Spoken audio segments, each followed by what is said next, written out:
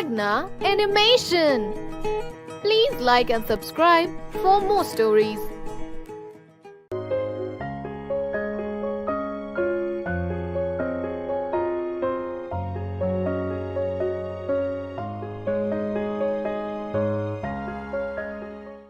अमरपुर साम्राज्य का प्रताप वर्मा नाम के राजा पालन किया करते थे।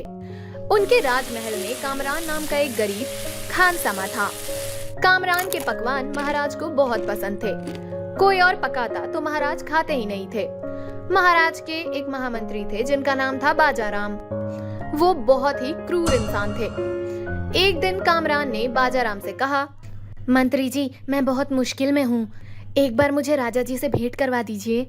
मैं मेरी हालत उनसे बताना चाहता हूँ। 4 साल से आपने पगार भी नहीं बढ़ाया है। बीवी बच्चों के साथ बहुत तकलीफ में जी रहा हूँ। मंत्री ने कहा, क्या राजा जी से मिलना चाहते हो? मेरे बारे में चुगली करोगे? हर ऐरे गहरे से मिलने लगे वो कोई मामूली इंसान है क्या?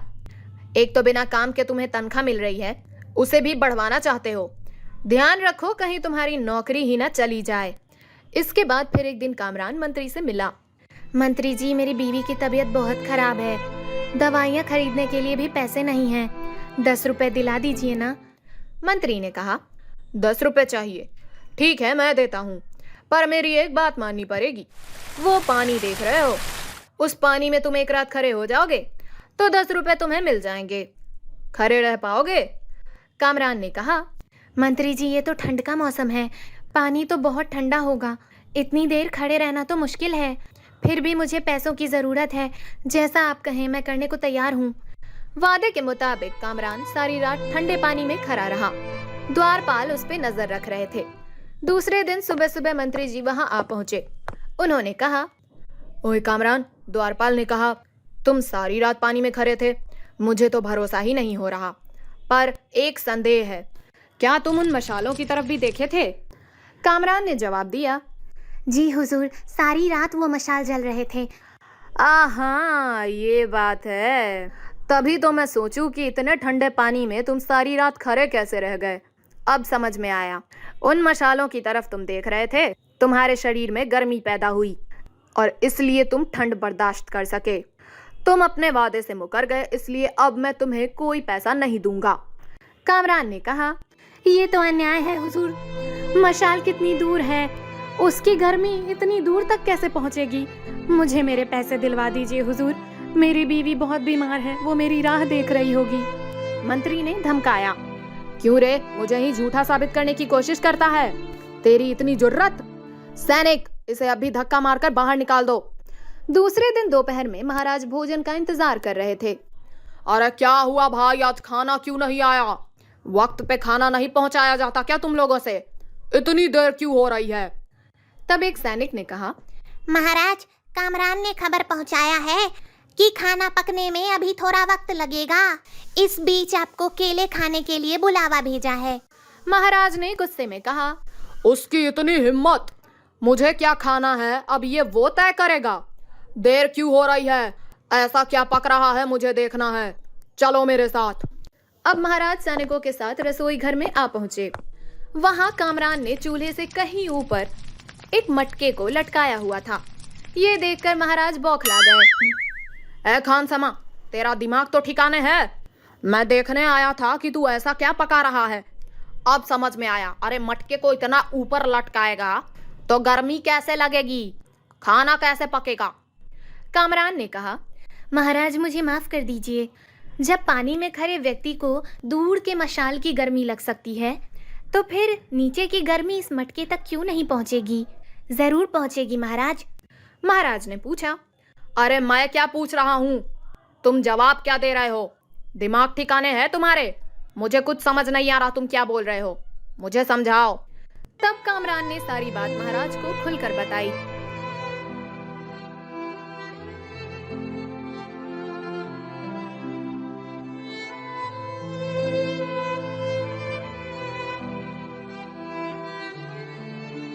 अब महाराज ने महामंत्री को बुलवाया। महामंत्री जी, ये क्या बात हुई? एक दुखियारे के साथ इस तरीके का व्यवहार? याद रखिए, जो हमारे लिए काम करता है वो हमारे परिवार के सदस्य जैसा ही होता है। उनको खुश रखना हमारा सबसे पहला कर्तव्य है। आप अभी और इसी वक्त इसको 1,00,000 स्वर्ण मुद्राएं दे दीजिए। आपके बारे में हमें कई लोगों ने बताया है।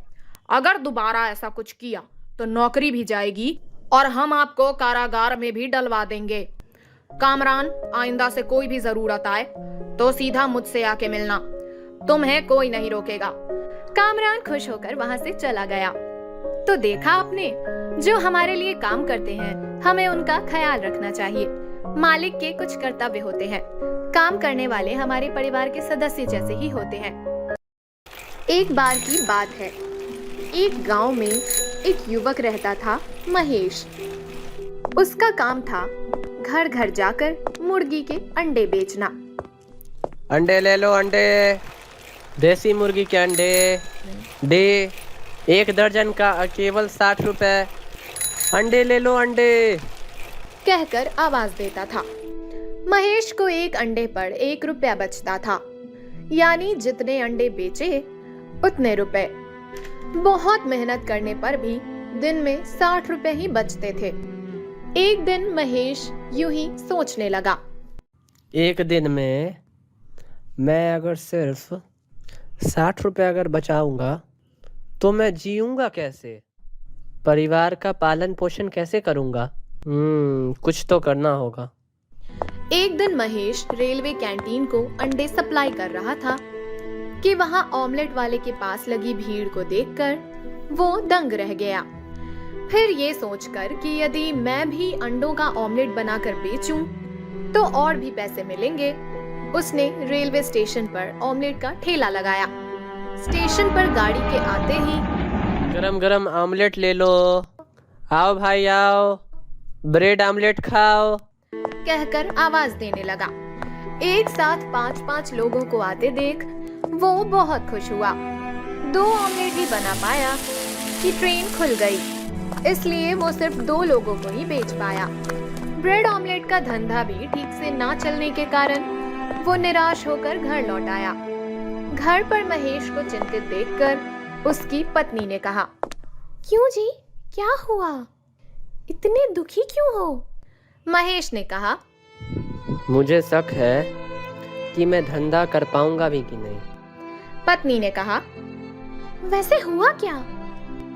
ये सोचकर कि अंडे बेचने पर केवल 1 रुपया बचता है, मैंने ब्रेड ऑमलेट का ठेला लगाया। पर थोड़े समय में ज़्यादा लोगों के लिए ब्रेड ऑमलेट बनाना बहुत मुश्किल है। अगर ऑमलेट पहले से ही बना के रखूं तो ठंडा ऑमलेट कोई लेगा नहीं, इसलिए समझ नहीं आ रहा कि मैं क्या करूं। ये कैसी समस्या है? ये कोई समस्या है ही नहीं। आप ब्रेड ऑमलेट क्यों बनाते हो? आप ऐसा करो, अंडे की भुर्जी बनाओ। अंडा भुर्जी मतलब? अरे अंडा भुर्जी मतलब कुछ खास नहीं, ऑमलेट के छोटे छोटे टुकड़े बना दो बस। अंडा भुर्जी का मसाला पहले ही बनाकर पका कर रखो, ग्राहकों को ब्रेड गरम करके बीच में अंडा डालकर बेचो। आजकल इसको सैंडविच कहते हैं। ये आइडिया अच्छा है, एक बार बना के देखता हूँ। मानते हो ना कि पत्नी समझदार होती है? महेश मुस्कुराता हुआ वहां से चला गया। अगले दिन ट्रेन के आते ही महेश, आओ भाई आओ, अंडे भुर्जी सैंडविच खाओ, गरम सैंडविच खाओ, कहकर आवाज देने लगा। काफी लोग आए। महेश ने फटाफट ब्रेड के बीच में भुर्जी को डालकर सैंडविच बनाकर बेच दिया। एक औरत उसे खाकर बोली, वाह बहुत अच्छा है, भैया 2 और पार्सल दे दो, जल्दी ट्रेन खुल जाएगी। इस तरह ट्रेन के जाने तक वो 10 लोगों को सैंडविच बेच पाया। अब महेश ने पैसे गिनना शुरू किए। अरे वाह, आज मैंने अच्छा पैसा कमाया, 300 रुपए कमाया। और ये सोचकर महेश बहुत खुश हुआ। निष्ठा के साथ धंधा कर धीरे धीरे बढ़कर काफी पैसे कमाए। इससे हमें ये बात पता चलता है कि सोचने से किसी भी समस्या का हल ढूंढा जा सकता है।